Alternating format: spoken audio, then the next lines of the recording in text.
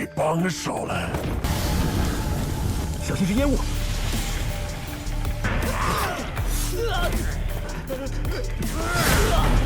了！我的妖气，你灵魂知道你的口感。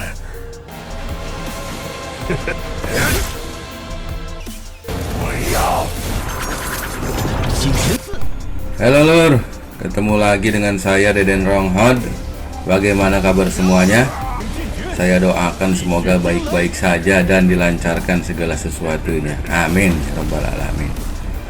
Tanpa basa-basi lagi, langsung aja ambil kursi, atur posisi, siapkan kopi. Kita lanjut ke alur ceritanya lur. Tapi sebelum itu kita masuk intro dulu.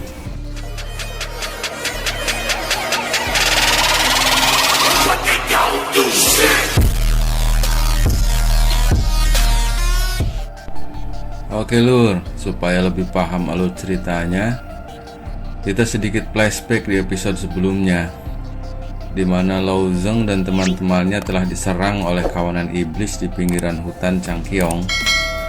Lao Zeng yang mencoba menyelamatkan Lin Geng dari serangan Jenderal Iblis dengan menahan serangan Jenderal Iblis tersebut, dan Lao Zeng berhasil memukul Jenderal Iblis tersebut sampai terpental jauh. Setelah menyelamatkan Lin Geng, Lao Zeng pun menanyakan keadaan Lin Geng yang mengalami luka karena serangan Jenderal Iblis. Lin Geng menjawab bahwa dia baik-baik saja. Sebenarnya dia bukan prajurit iblis, melainkan Jenderal Iblis, dan memberitahu Lao Zeng agar berhati-hati. Pertempuran pun dimulai kembali. Jenderal Iblis mengeluarkan asap hitam dan merah yang mana itu adalah teknik racun untuk menjebak seseorang di dalam ilusinya. Lao Zeng memberitahu Lin Geng agar berhati-hati dengan asap beracun tersebut. Namun tidak berselang lama, Lin Geng pun terjebak oleh ilusi alam bawah sadar. Di alam bawah sadar, dia melihat junior-juniornya dibunuh oleh Jenderal Iblis tersebut. Begitu juga dengan Lao Zeng. Dia berusaha untuk menyelamatkan, namun tiba-tiba ada rantai yang melilitnya dan tidak dia bisa bergerak sama sekali. Luo Zeng mencoba membangunkan Lin Geng dari ilusinya dengan menggerakkan bahu Lin Geng. Dan Jenderal Iblis tersebut mengatakan kepada Lao Zeng bahwa dia bisa menahan energi iblis tersebut. Dan itu berarti Luo Zeng mempunyai kekuatan jiwa yang cukup kuat. Mengetahui Lao Zeng berbeda dari lainnya, Jenderal Iblis tersebut pun semakin semangat untuk membunuh Luo Zeng. Sambil tertawa dengan keras, dia menyerang Luo Zeng bertubi-tubi dan Luo Zeng pun terpental karena serangannya. Di saat Luo Zeng terjatuh, Jenderal Iblis pun menghampiri Lin Geng yang bermaksud untuk membunuhnya. Lin Geng yang terjebak di ilusi alam bawah sadar, dia putus asa karena kematian semua juniornya. Saat Jenderal Iblis akan menyerangnya, tiba-tiba Luo Zeng menusuk punggung Jenderal Iblis tersebut dengan menggunakan pedangnya Lin Geng. Jenderal Iblis pun berteriak kesakitan karena tusukan pedang tersebut. 来帮手了。小心是烟雾！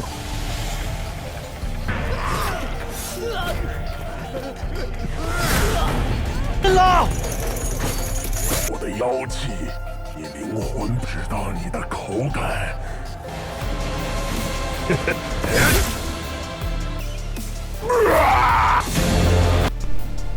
Luo Zeng berusaha untuk membangunkan Lin Geng, tetapi Lin Geng tetap tidak sadar dari ilusi tersebut. Serangan Luo Zeng membuat Jenderal Iblis geram. Dengan niat membunuh yang sangat kuat, dia melancarkan serangan jarum iblis kepada Luo Zeng dan Lin Geng. Melihat Lin Geng yang belum terbangun dari ilusinya, Luo Zeng mendorong ke arah yang berbeda untuk menghindari serangan tersebut. Saat itulah Luo Zeng mencoba menggunakan teknik tusukan pengejut jiwa untuk membangunkan Lin Geng dari ilusinya. Luo Zeng pun memberitahu Lin Geng bahwa Jenderal Iblis itu sedang terluka dan menyuruh Lin Geng untuk menahan serangan dari Jenderal Iblis untuk beberapa saat. Luo Zeng mencoba menghindari serangan iblis tersebut. Namun tetap saja Jenderal Iblis menyerangnya. Namun Lin Geng berhasil menahannya dengan mengeluarkan kekuatan petir yang disalurkan melalui pedangnya yang masih berada di punggung Jenderal Iblis tersebut. Lalu Lin Geng menarik pedangnya tersebut dan Jenderal Iblis pun terjatuh ke tanah. Lin Geng mengeluarkan teknik pedang pengoyak bintang dan gemuruh tangisan darah untuk menyerang Jenderal Iblis. Lalu serangan Lin Geng pun dilepaskan dan pedang Lin Geng berhasil menusuk bahu Jenderal Iblis tersebut. Namun situasi Lin Geng pun tidak baik, lehernya dicengkram oleh Jenderal Iblis dan menyerang menggunakan aura iblisnya untuk membunuh Lin Geng. Saat genting, tiba-tiba muncul kekuatan besar yang menekan Jenderal Iblis tersebut. Muncullah putaran asap berwarna merah di atas langit yang tak lain adalah Luo Zeng. Jenderal Iblis pun melepaskan serangan kepada Luo Zeng, namun itu tidak melukainya sedikit pun. Luo Zeng pun bersiap dan mengeluarkan teknik dengan serangan kekuatan 100 sisik naganya.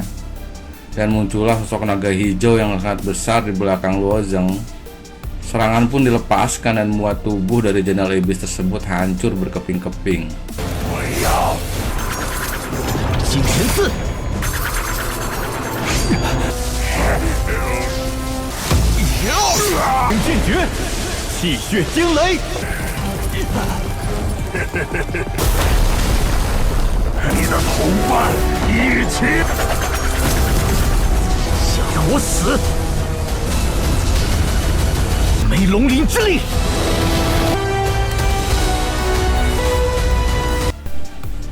Setelah berhasil membunuh Jenderal Iblis, Luo Zeng dan lainnya beristirahat dan membuat api unggun di dalam hutan Changqiong.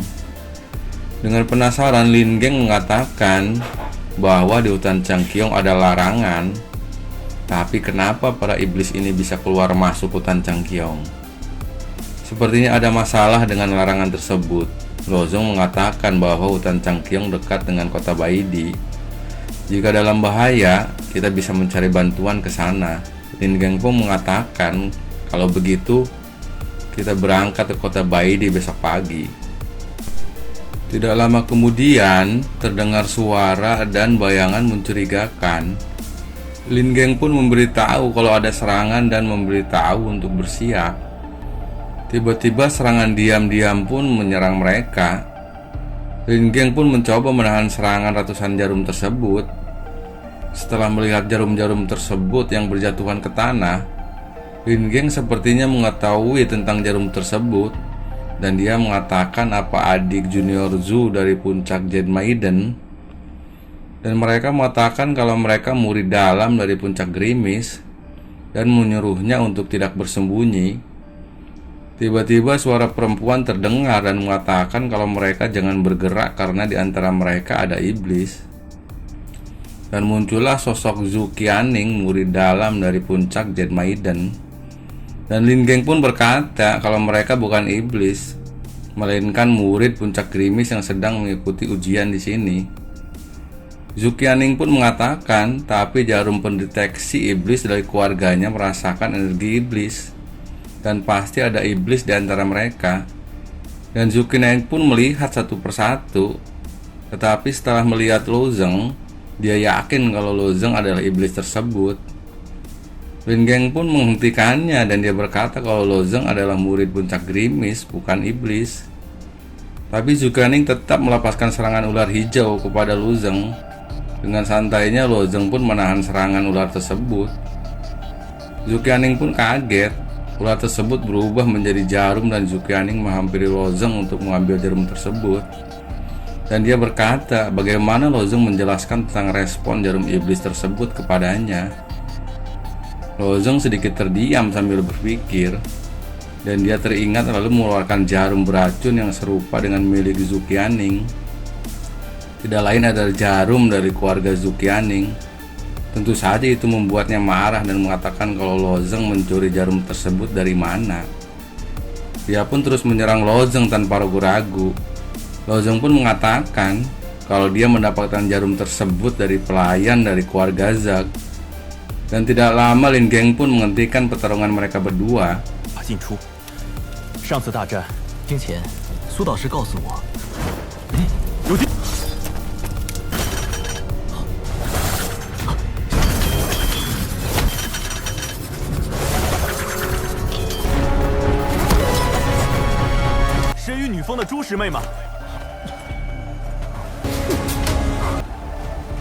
就是你。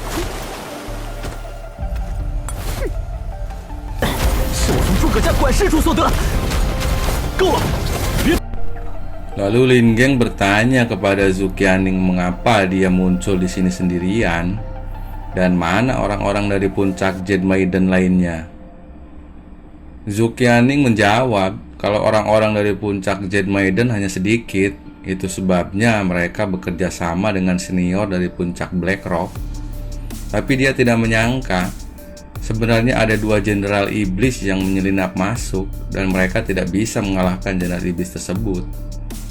Mereka pun tidak punya cara lain selain melarikan diri secara terpisah. Dan dia pun menyarankan untuk memberitahu pasukan kota Baidi meminta mereka untuk masuk ke hutan dan menyelamatkan yang lainnya. Lin Geng pun menyetujui saran dari Zuqianing. Dan Lao Zeng menyarankan untuk tidak berpergian di malam hari karena terlalu berbahaya.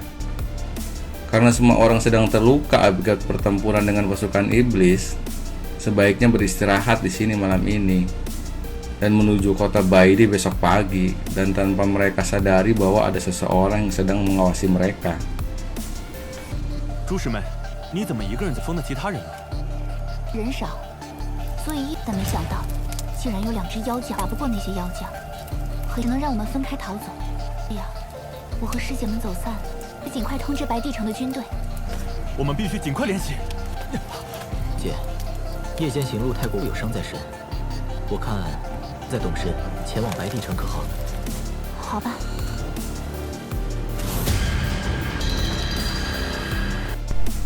Pagi menjelang, mereka pun melanjutkan perjalanannya, dan Lao Zeng pun bertanya kepada Zuqianing.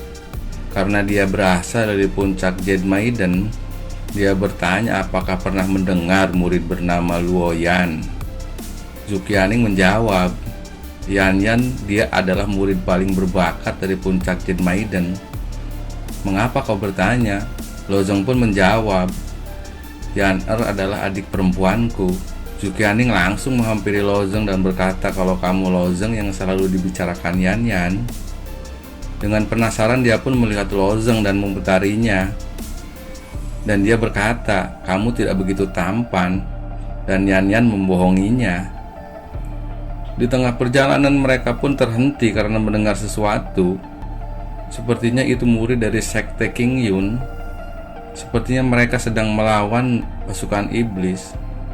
Dan mereka bergerak untuk membantunya. Dan terlihat beberapa orang dari murid sekte King Yun yang terluka dan berusaha untuk melarikan diri dari pengejaran pasukan iblis. Akhirnya senior Hua datang dan menolongnya. Karena para murid sudah tidak bisa lari, mereka menyuruh senior Hua untuk tidak mempedulikannya dan menyuruhnya segera pergi dari tempat tersebut. Senior Hua tidak mempedulikannya, dia pun mengeluarkan teknik sastra kekuatan surgawi untuk menyerang pasukan iblis tersebut. Dan film pun bersambung, Lur. 在玉女峰，可曾听过一名叫罗烟的女？云烟啊，她是我们玉女峰最这干嘛？实不相瞒，嫣儿是我的小妹。你就是嫣嫣天天挂在嘴边的罗真哥哥呀？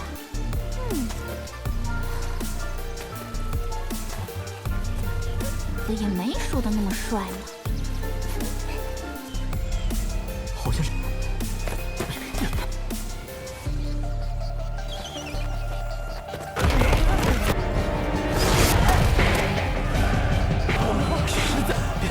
别管我！天拳。